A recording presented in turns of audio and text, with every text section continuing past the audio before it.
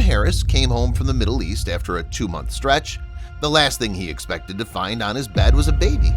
He stood in the doorway just staring. The baby was lying between 2 large pillows, and it was waving tiny fists in the air. Adam walked closer and stared down at the child. It yawned at him, showing pink gums. Then it started to cry, loudly.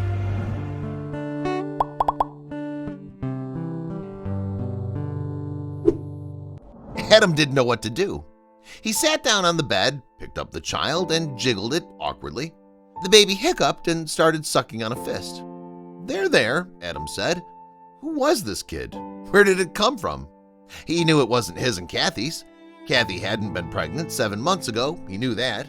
In fact, Kathy and Adam had been desperately trying to get pregnant for 6 years now.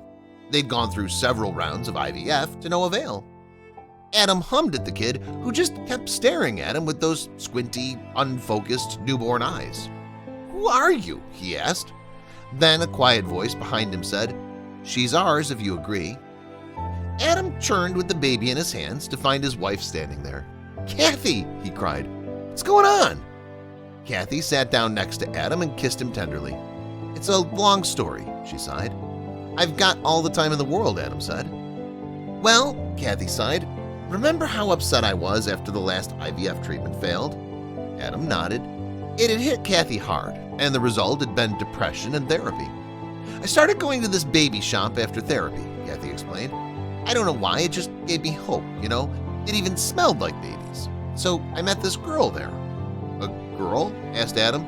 "I presume she was pregnant?" Kathy nodded. "Yeah, she was about 6 months along," she said, "and so young. She's 15, but I only found that out later. She was trying to come to terms with the idea that she was going to be a mom.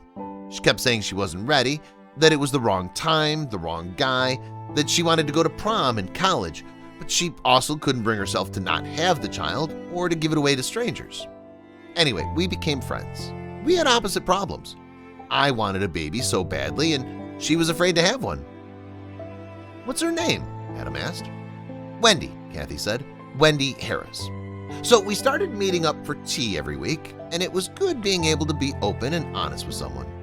Then, one day, about a month ago, Wendy asked me if I wanted to adopt her baby. I was stunned, but she said she wanted her child to have a good mom. She thought I'd be the best mom she could imagine. She begged me to think about it. "Why didn't you say anything to me?" Adam said. "We were Zooming every other day. You could have shared." Kathy shrugged. "I don't know," she sighed. "I wanted to know what I wanted before I spoke to you."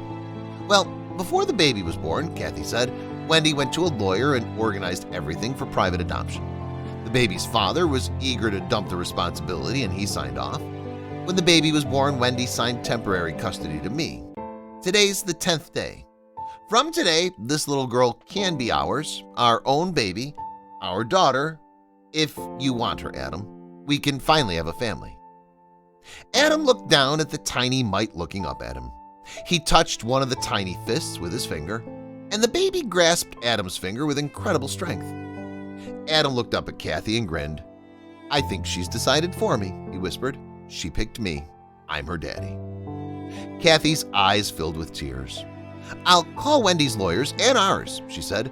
"Tomorrow, by this time, she'll be our baby girl." "What are we going to call her?" Adam asked. "I was thinking Mia," Kathy said.